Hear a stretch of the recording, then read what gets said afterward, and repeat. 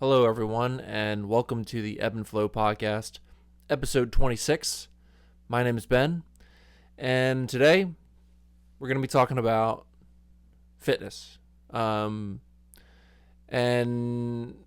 start with fitness, but we'll see where it ends up going because I usually have a general idea of what I want to talk about in the podcast, but it tends to go in other. Well, sometimes I'll stay in topic, but sometimes I don't. Either way, that's okay. So this is a unique episode because I'm filming it from inside of a sauna. No, it's not the traditional wooden box sauna. It's a different kind of flexible fabric. It might be, it's probably synthetic material, but it's what I have now. It's actually my girlfriend's sauna, and it was here when I moved in with her, and that's what I'm using. We may have plans to actually get a wooden box sauna sometime in the future, but I figured this would be a good, unique environment to have this discussion on because probably in about 20 minutes I will be sweating profusely. And let's start with sweat. I actually love to sweat, and I'm a very sweaty person. You can, hopefully if you can relate as another sweaty person, like I sweat really easily. And when I do sweat, I sweat a lot. And I would say my experience with saunas started in college. Actually, there was a sauna by the indoor pool in our college in the locker room, and me and my friends would we would hit it up. We'd go to it some nights, bring a speaker, and just like crank up the heat. And my first sauna experience, I can't remember exactly what the details, but it was really awesome. I definitely struggled at some points when it was like, because I've never been that hot before in a enclosed room, and it was one of those saunas where you're pouring water on the rocks, and whenever you pour water on the rocks, like the steam comes out and it makes the air very hot, sometimes hard to breathe because the steam is so hot. But it's a great experience. After our first few rounds, our first time doing it, we would do like a 15-minute round, and then or like 10, and then we go in the shower, and then we would come back and sweat it out again. I feel like the first time after my first sauna, like I slept very well, and I didn't really know the benefits of sauna. I just knew it was a nice place to get sweaty, and sweating is generally good. And I continued on that probably. I probably went maybe like 5 or 6, maybe 10 times a year. For, let's see, I think I started going the end of freshman year, so yeah, probably went like 40 or 50 times. Actually, probably way less than that, like 20 or something. Either way, I had other things to do in college, but since moving here to San Francisco, I've been on quite the sweating regimen, in that I've been doing hot yoga and hot Pilates at a studio called Funky Door Yoga. I discovered this studio when I was here for a month in September last year, and I just Googled yoga studio near me, and that was the one that was, I think, the nearest to my Airbnb. So I just, I walked in. I only wanted to do a walk-in, and at the time of this video, this is still true. Um, they said, "Oh, we're doing a 2-month intro, where it was $100 for unlimited classes for 2 months," and I was like, "Ah, man. I mean, I'm only gonna be here for 1 month, so I feel like I'm not gonna get my usage out of it." And then the person at the desk was like, "Well, a walk-in is $35. So if you go to at least 3 classes, it already has paid for itself." And I was there for a month, so I was like, I'm definitely gonna go more than 3 times. So I ended up getting that trial membership, and I mean, I've done hot yoga before at Hotbox Yoga in Philly and Monarch Yoga in Philly. The Hotbox Yoga, that was pretty intense. But Funky Door, like, this is my favorite studio currently, favorite yoga studio that I've ever been to. Why? Because it's really hot.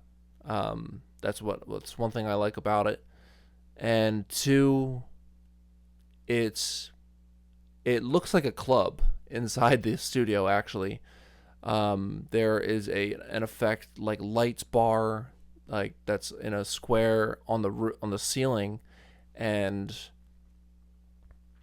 there's lasers, derby lights, spotlights, stage lights, all, and a huge disco ball in the middle. And they have that going during certain classes. Like, the first class I did may have been a hot Pilates class with weights, and I had never done Pilates before. I didn't really know what that was. I thought it was like a class where you had this machine and you would work out on the machine like a Pilates machine, but turns out you don't need a machine for Pilates. So they gave you like little free weights, like dumbbells.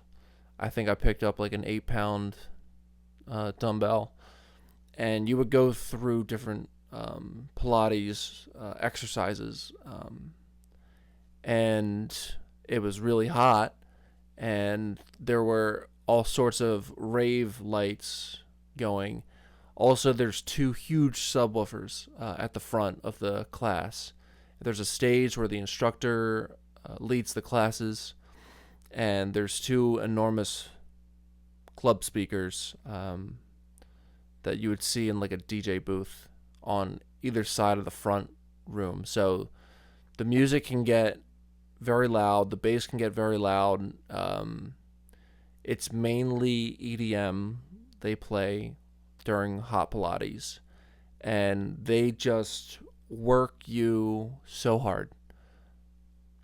At the end of the first class, I didn't know how I survived. I thought I was going to faint a few times.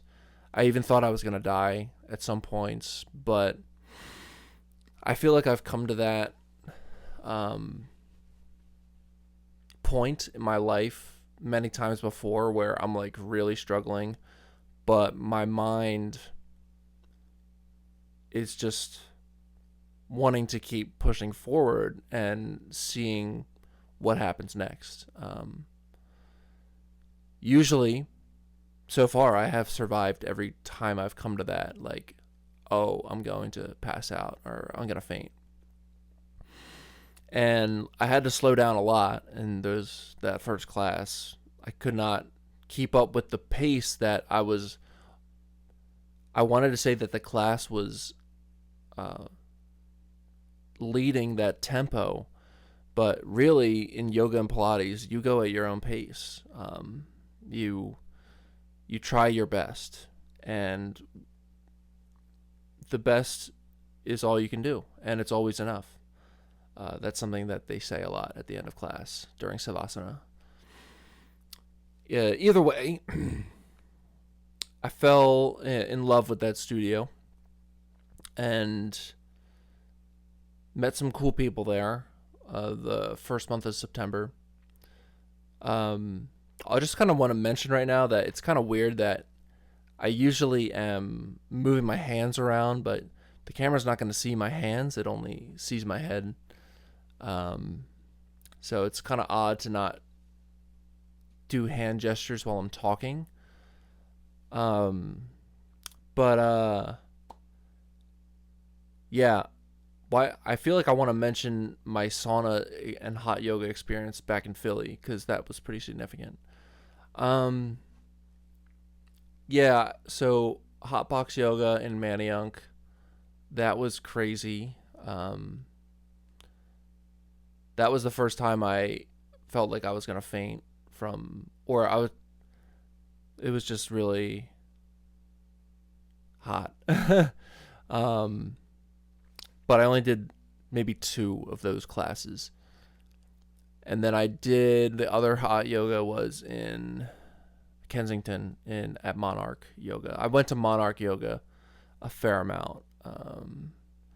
They did a lot of like $5 classes with new yoga teacher graduates. So I went to a lot of those, but I also there was a sauna place there. It's called the Wellness Refinery, where they had like a bunch of saunas, and that was literally a block from my apartment. So I would go there. I went there a few times, and I would go in the sauna. Um, and then it was an infrared sauna, and then would get a smoothie afterwards. Um, but that's a really great place as well if you're in Philly. The Wellness Refinery, really good smoothies as well. Um, so yeah, going back to San Francisco when I moved here, um, me and my girlfriend got the another. I thought you could only get the 2 month trial once. I actually got it again when I came back. Maybe my account had expired from September. Um, but yeah, then me and my girlfriend started going um, frequently, maybe at least once a week, starting in early February. So almost 2 months ago, we've been going for 2 months, and we've been loving it. We go to hot Pilates either Monday or Wednesday. There's a stretching yoga class. It's called Yoga with a Twist, where you focus on twisting your body and staying in poses for extended amounts of time to really flesh out and get a deep stretch in your body. Went to a yin class, which is a more gentle stretching class. That one was pretty good. Um, and then in September, I did yoga mixtapes as well, which is basically yoga with a mix made by the instructor, and that's pretty lit. Um, Also did hot Pilates 45. So hot Pilates 60 is like hot Pilates for an hour. Hot Pilates obviously 45 is for 45 minutes. It seems shorter, but it's way more intense. The actual exercises because you have to get a like a full workout in 40 in a reduced amount of time it seems. So the 45-minute classes are pretty intense. But other than that, I know we were talking about fitness and then I kind of went into like sauna and hot yoga because sweating is great. But to move into another movement modality, I've been getting involved in animal flow. Um, Animal flow is it's like yoga and breakdancing combined. Um, I started um, getting into it last like June, just in my Philly apartment because I had seen people post on Twitter and Instagram about like free flow, primal movement, animal flow. So I think I just YouTubed like primal flow or something. And there is some primal flow videos out there, but what came up in my recommendations quickly was animal flow beginner tutorial or something. And it was a 26-minute video from Mike Fitch, the creator of Animal Flow. And I kind of just started watching that, and it was a great stretch and strength building video if you follow along. I I watched and followed that video like maybe like 10, 15 times in my Philly apartment, and it was great. I mean, I was learning the beginner movements and stretches of flow, of animal flow. And then when I moved to San Francisco last September, literally like the first day I was here, I was on a walk in a park and saw a group of people wearing the same shirt, and they were doing animal flow. And I was like, no fucking way. Like this is what I learned in June. So I had a bunch of thoughts like, maybe I shouldn't approach them. You know, they look really well put together and they seem very cohesive, and I don't want to break that. But also, the next thought was, yeah, but I'm putting myself out there, and what's the worst that can happen? Like, this is something that I'm interested in. Why not pursue this interaction? So I went up to them and introduced myself, and the two people leading that flow, um, their names are Neno and Taewoo, who I'm actually still in communication with today. They, got introduced to them and got their contact information, and we took a picture together, which was great. And I tried to like follow their flow too. That first, like trying to mimic their movements, but it seemed quite advanced. And because I only knew the beginner moves, but I stayed in touch with both of them, and they actually have their own like classes. So I started going to some of their classes, and I don't know if you're watching the video, um, there may be a cat coming into frame. Um, my girlfriend has two cats, and when I moved in, I kind of became a cat dad. Um, I may have to make a separate episode on what it's like to have a pet because I've never had a pet.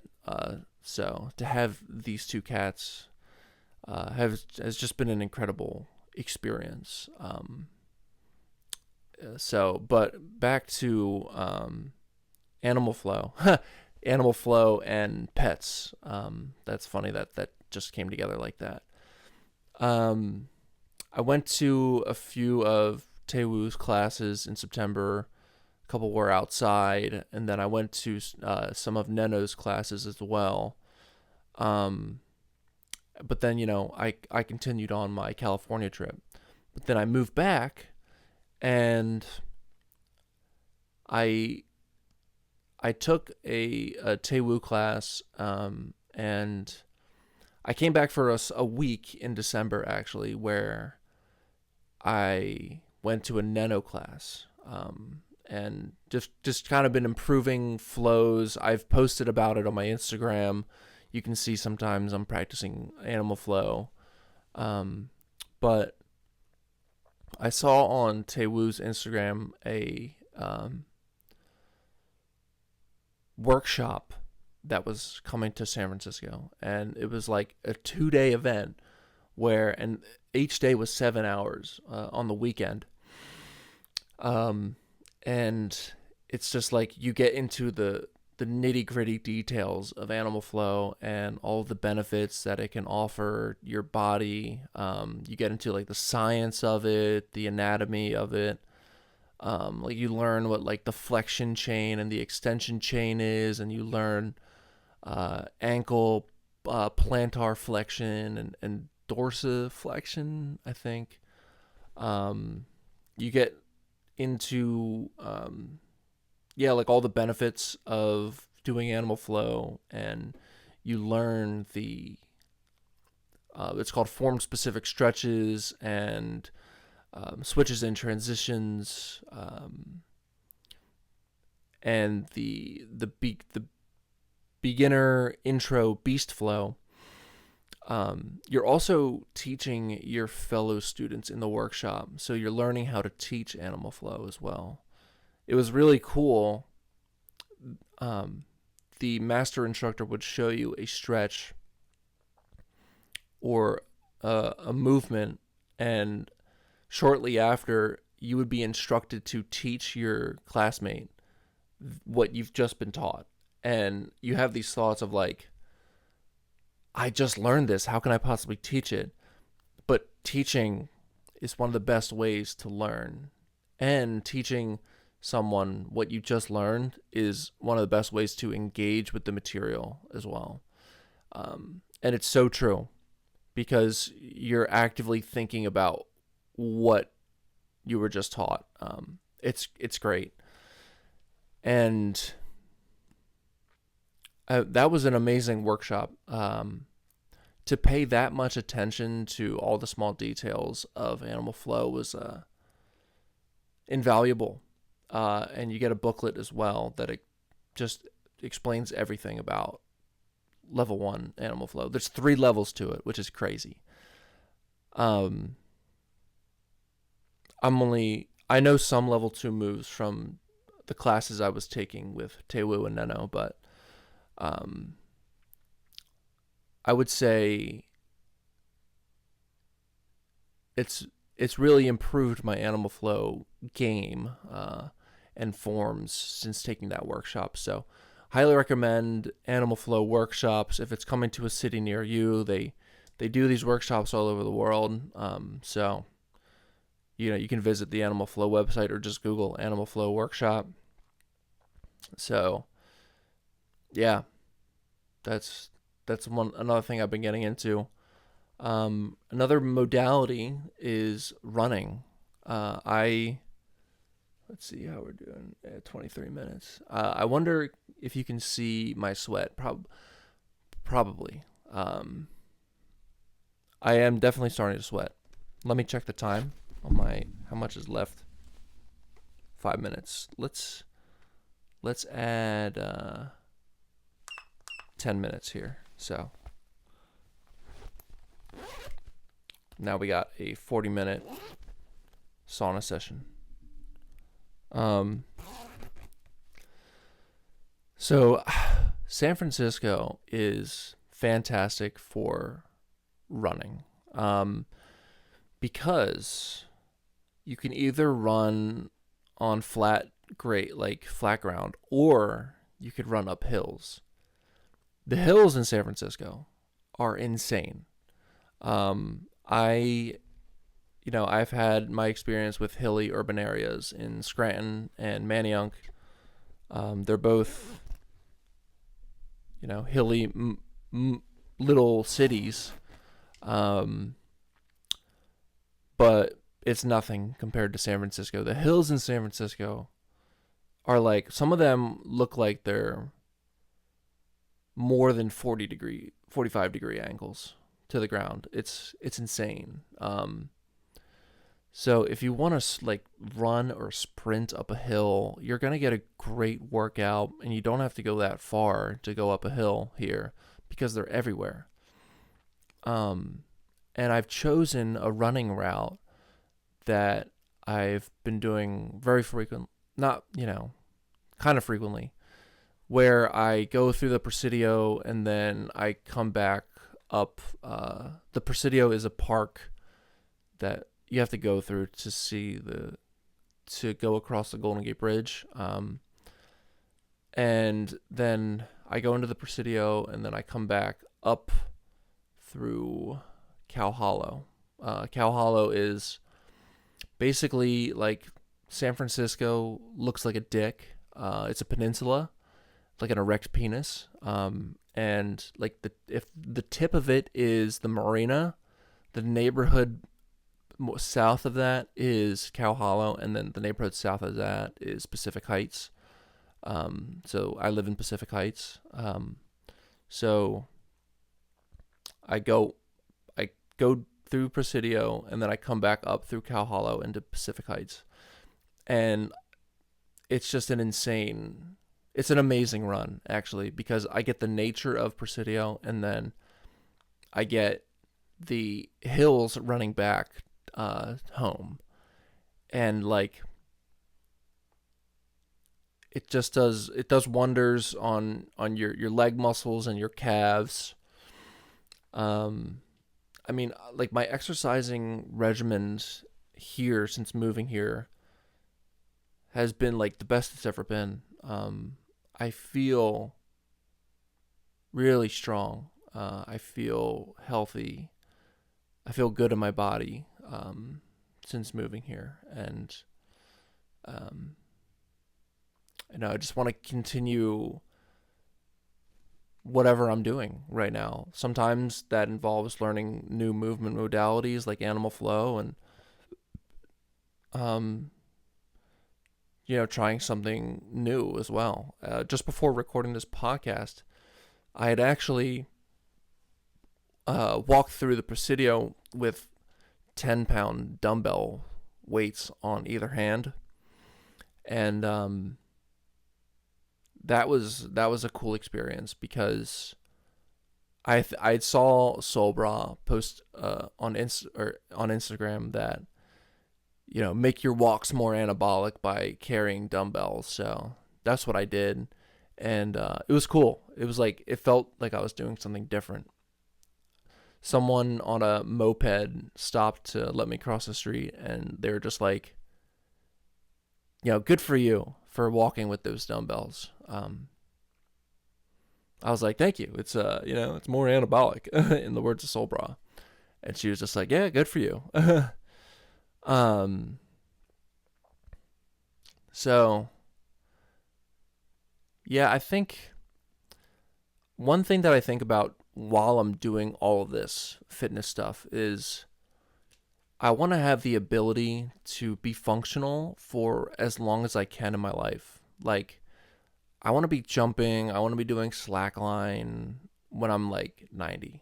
I want to be running, I want to be able to walk up hills for as long as I can in my life. I have a pull-up bar upstairs, like even something as simple as dead hanging on the pull-up bar. I want to be able to do that for as long as I can. I want to be able to sprint as well. Some mornings, on my morning walk, I'll go out the door and I'll just sprint up the first hill. Because, like, I made a video about it earlier, like 95% of people over the age of 30 never sprint. And I feel like that's true, to some degree, that most people I know over the age of 30 don't sprint. And sometimes I talked, like, when I was in San Diego and I was making that video that I posted, I was sprinting in Balboa Park, and this old couple saw me, and they said to me, like, "Are you training for something?" And I said, "Nah, just sprinting." And they're like, "Oh, that's cool." And I was like, "Yeah, I read a statistic somewhere that 95% of people over 30 never sprint." And they were like, "We believe it." I guess in their experience, maybe no one in their life sprints. And I basically said, yeah, I mean, but it's cool it's cool to see you guys, like this old couple, out in the park getting sunlight and movement, because I feel like a lot of people now don't go outside and don't move that much. it's almost like we've lost our ability to move. And,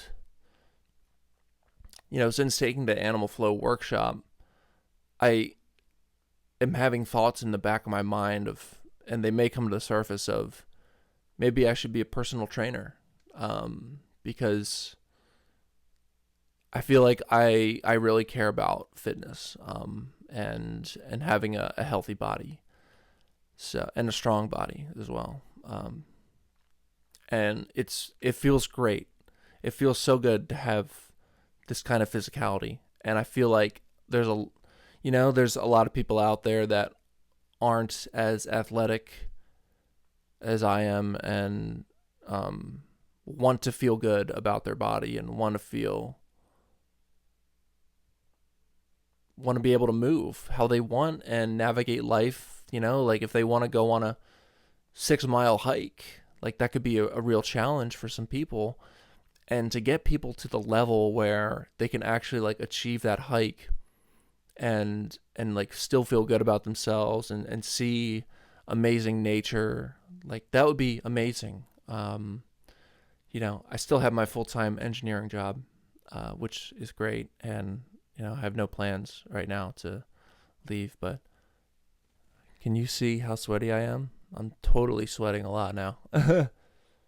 um let's see how much. Little time check here. All right, 7 minutes. I'll go until it's until my time's up.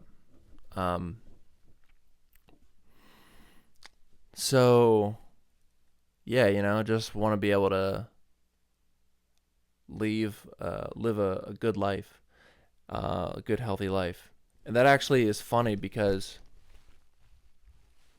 I was talking to someone last week, and we were getting into a deeper discussion, and it basically had to do with belief. And I got the classic, "What do you believe in?" "I don't believe in anything." "Well, that's a belief." And what they were using to kind of justify that perspective is, so because we were talking about fitness and like nutrition, raw milk, animal-based diet, fruit, and he was saying, you want to do these things. You want to have raw milk. You want to be healthy, be fit. Why? It's because like you have all these reasons. Like you must believe that this is these are your beliefs, in terms of physicality.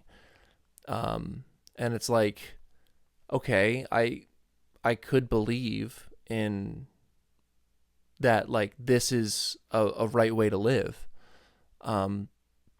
Like if you've listened to the podcast before, you know that there is no right way to live. There's no right or wrong. And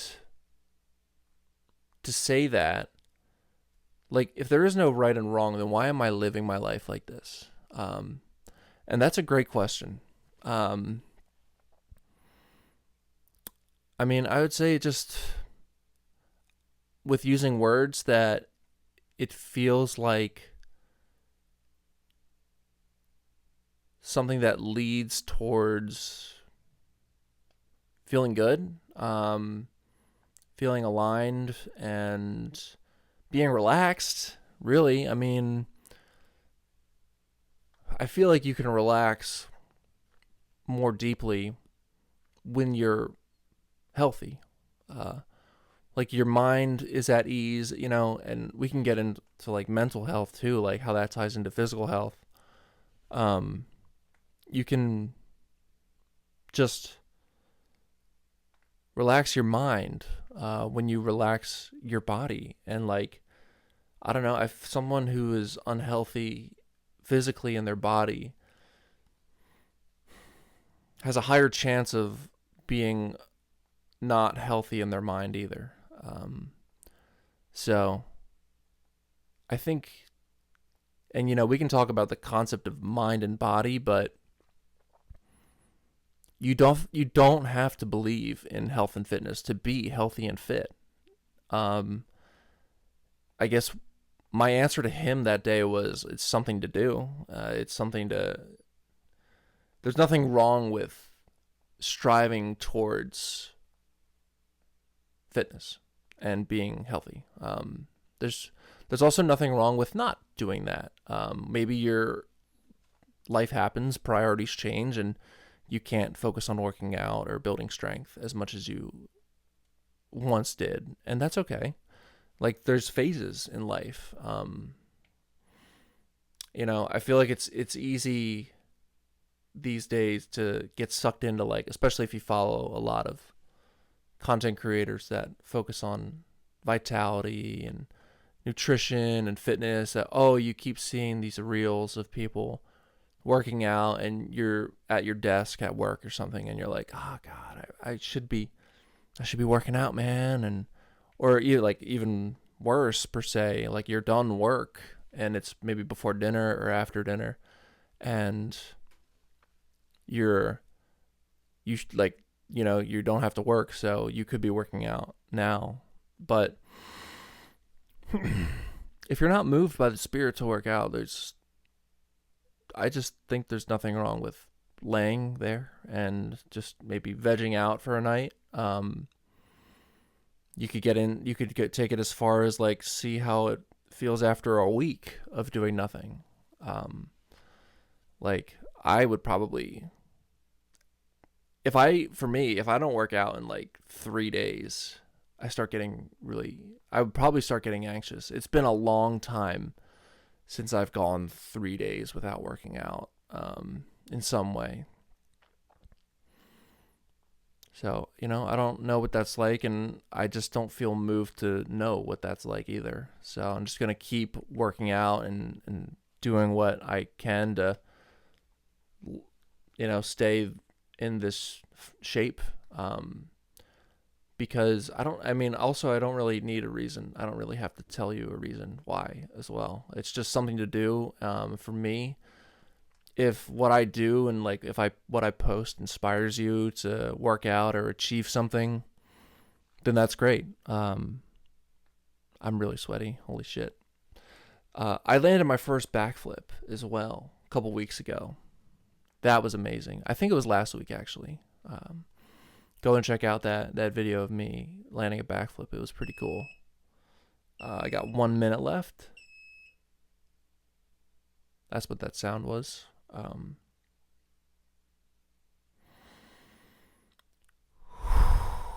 dripping.